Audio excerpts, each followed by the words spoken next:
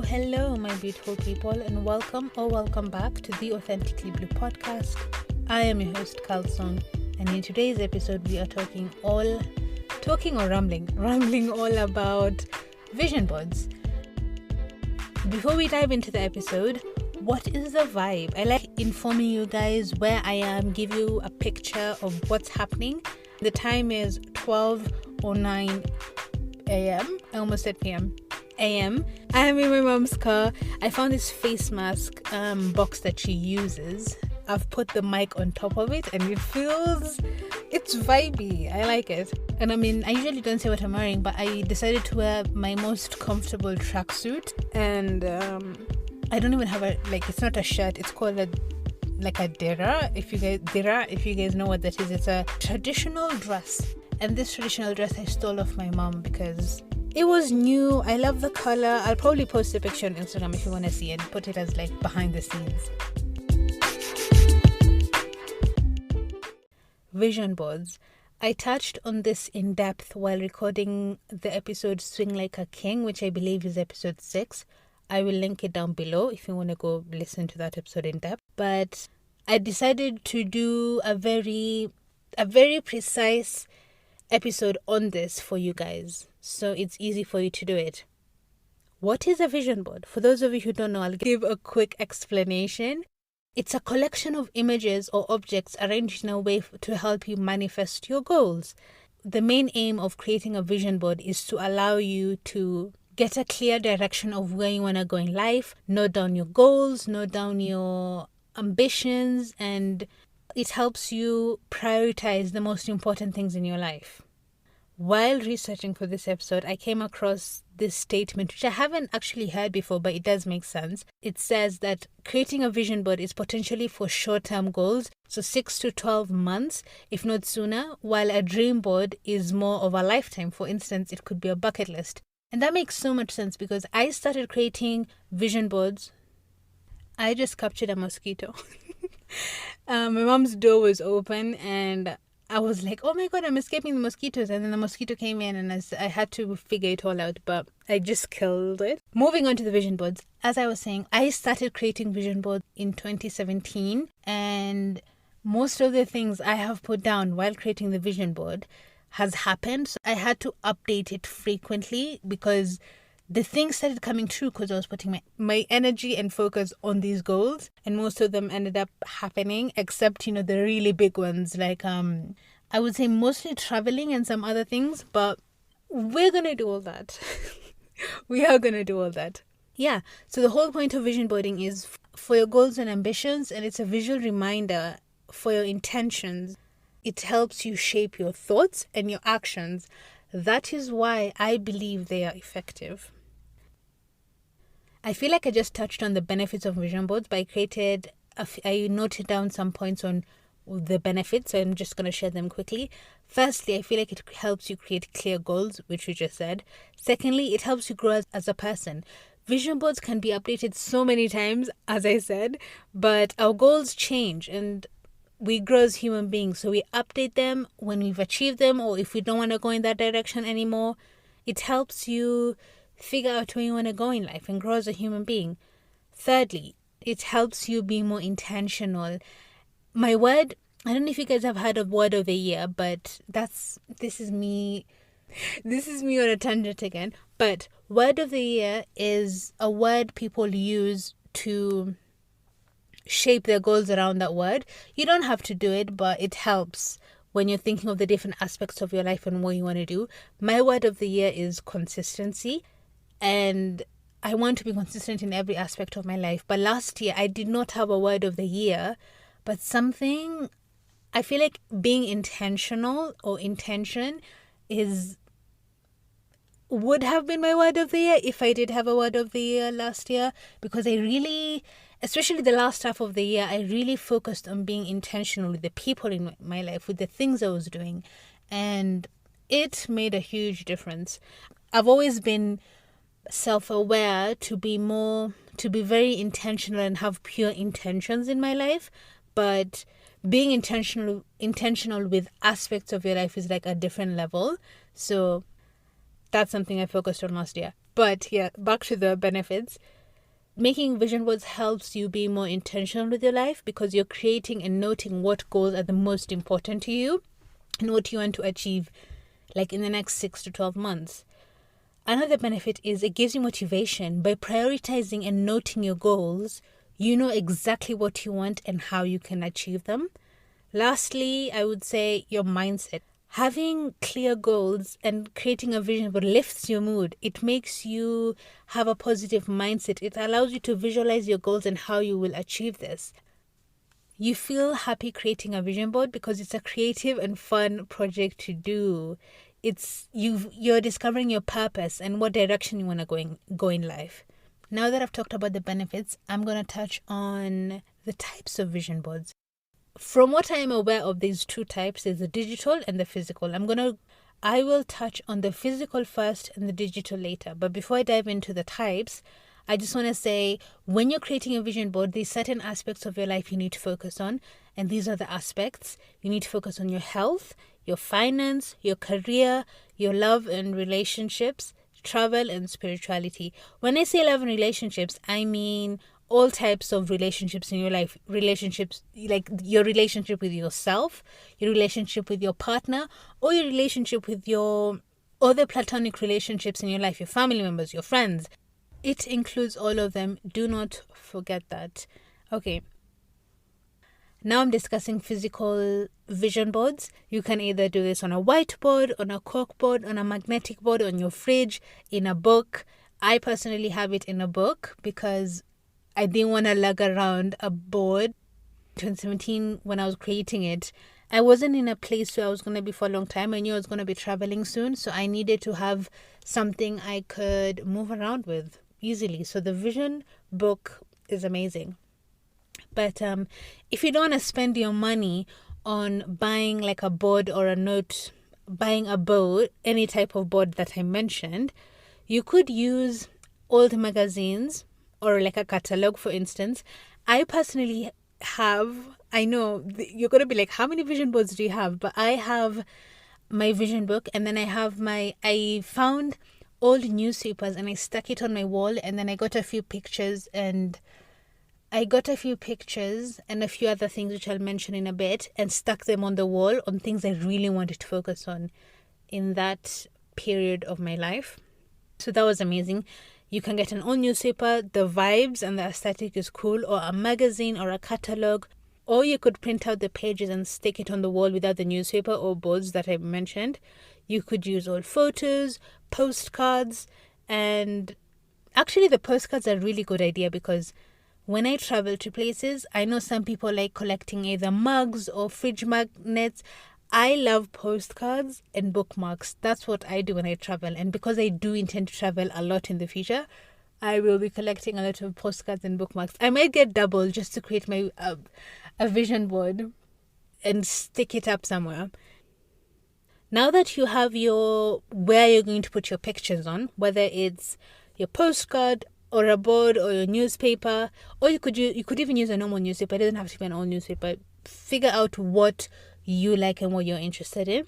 Now that you found the base, whether it's a newspaper or a board, you need to figure out how you're going to secure these pictures and items in place. So you need glue sticks, tape, pins, or small magnets, clips. Depending on what you're using as a base, you can figure that out. And lastly, it's time to get crafty. You'll need pens, markers, stickers, or anything else you need or want to embellish your board. You can use as little or as much as you want. Do you, and go all out. Go all out if you want to. Don't go all out if you want to, but just do you. The next step is to take time to clarify your goals. This is a really important step because it's like the foundation of the house you're building or the vision board. You need to be as clear as you can in each aspect. And if you don't know what you want, that's okay. It's okay to not know. It's okay to be... This is why you're creating a vision board, to figure out what you want in life. You could have a vague idea of how you want your life to be in different aspects, whether it's, for example, if you want a relationship, if you don't want a relationship, if you want marriage, if you don't want marriage. You can look at your career or your fitness and think, I actually don't want to lose weight. I just want to be more toned, or I don't need to be more toned, I just want to be more fit. Whatever you feel like you want to strive to, you put that down on this foundation point. And it can be as messy as you want. This is just the beginning. Don't be shy, be messy. I know I've said this before, but I am a bit of a control freak and a perfectionist, and it's two horrible traits to have, but it could be horrible and good. I don't know, it's a double-edged sword. I like it when things are amazing the first time and it's impossible. I think one of the reasons why it took me a while to create this podcast is because I was like, I didn't want the first one to be bad. But just like pancakes, the first pancake won't always be amazing. It's just a testing ground. So let it be messy. Let it be as weird and as messy as possible. You'll clean it up as you go. One thing I will say though, and I think this is one of the most important things, is you have to be self-aware as possible. Because if you're not honest with yourself, what is the point of creating a vision board or even anything? Many people in life lie to themselves. I mean, it's so hard to be honest with yourself. I think I touched on this on last episode. But as hard as it is, be honest with yourself. Figure out where you are in life, and then you can move forward from there. There's no point in lying to yourself, or lying to other people is one thing. I'm not saying it's a good thing, but lying to yourself, I feel like, is worse than lying to other people, because you live with yourself forever and there's no escaping you and your mind and how you feel. But anyway, I don't want this to be morbid, so just be honest with yourself as you do this. After you figure out what your goals are and what you want, find images that represent your vision. So now that you've gathered your materials, you know what you want to put, it's time to find images and quotes or words that resonate with you.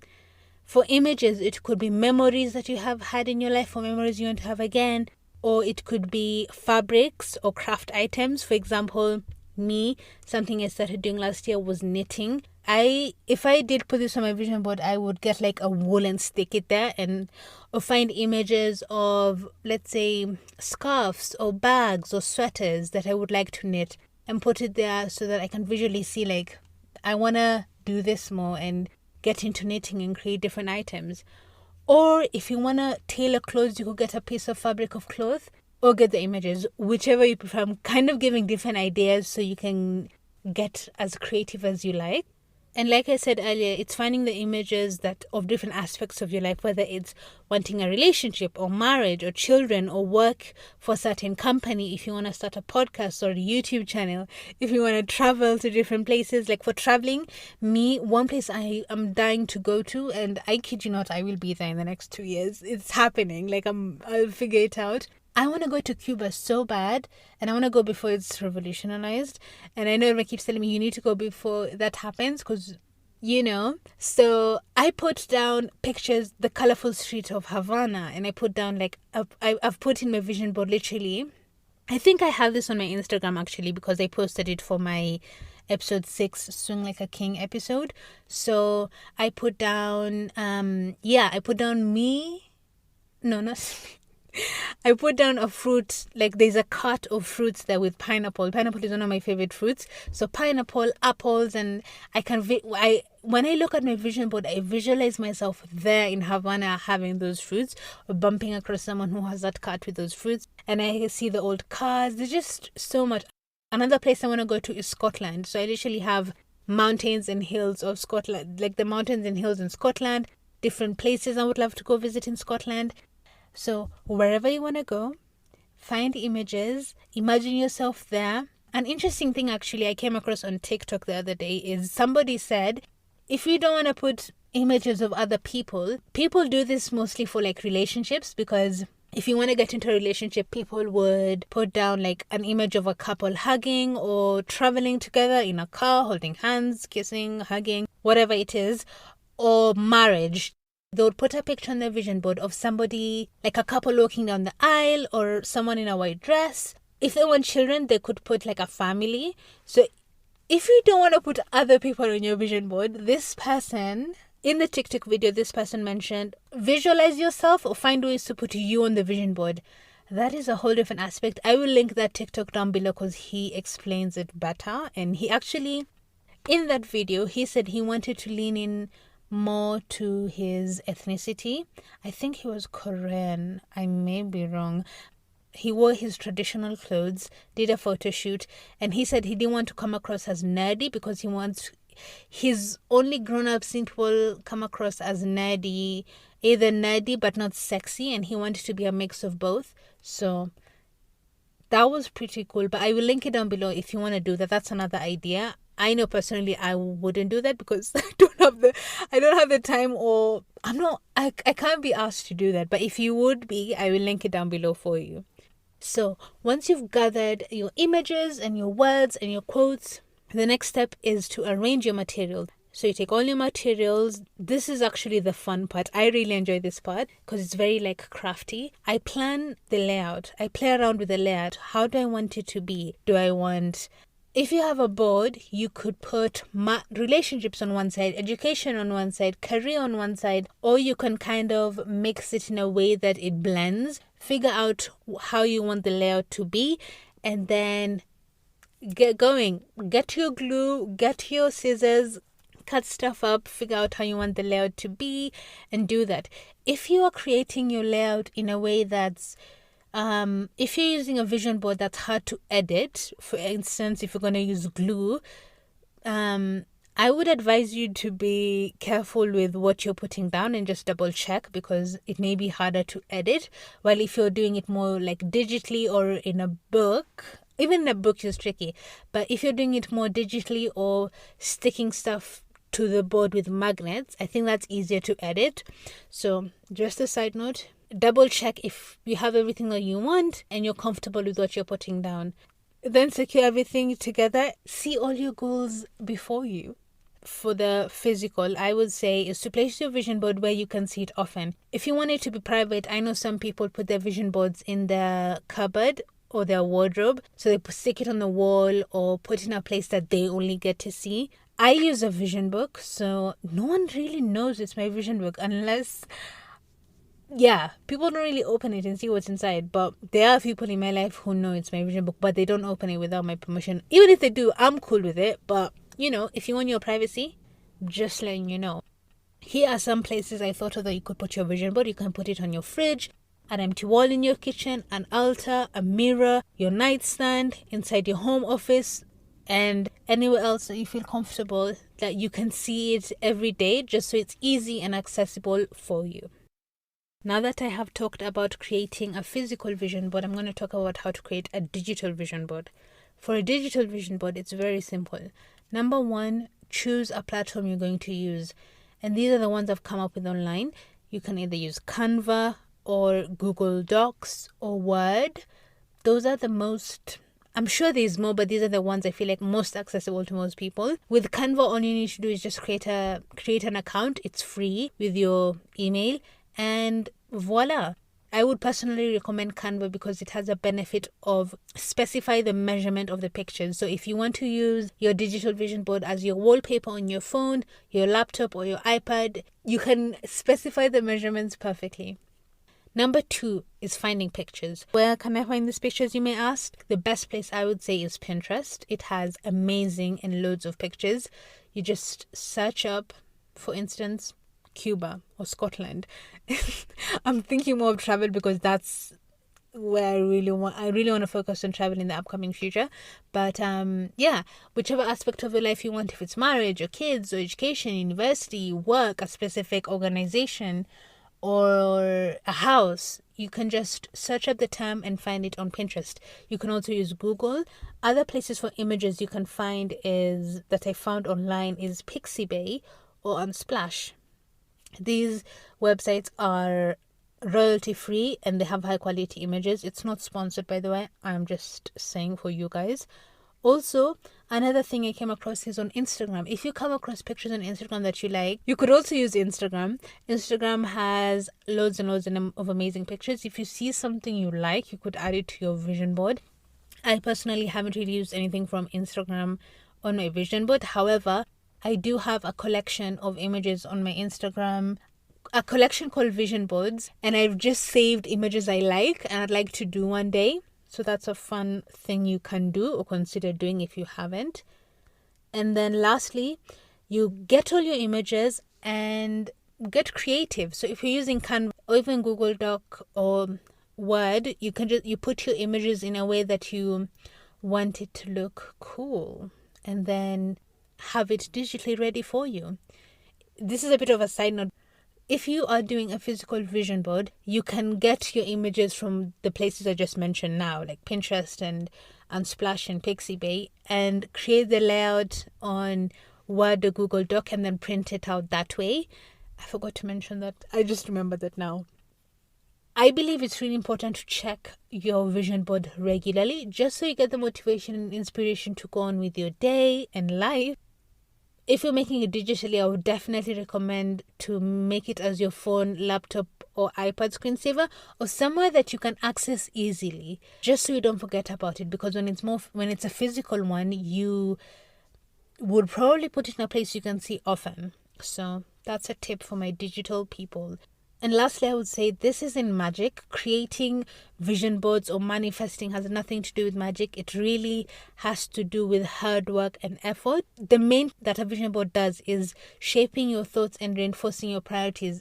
It's a motivating factor and aspect in your life. So put in the work. Do not expect these things to just happen, randomly. I also forgot to say this. When you create your vision board, you can leave some areas blank to make room for what you want. You're always growing as a person, you're changing your mind. So it makes sense that you'll have new goals and change your mind over time. You could also just focus on certain aspects of your life. If you're doing a time frame, like you may decide in 2023, I want to focus on health, relationship aspects, so both platonic and romantic, and my traveling. So look at the different aspects, or it could be finance, education, and health. Or it could just be 2 out of the 6 different elements I mentioned earlier.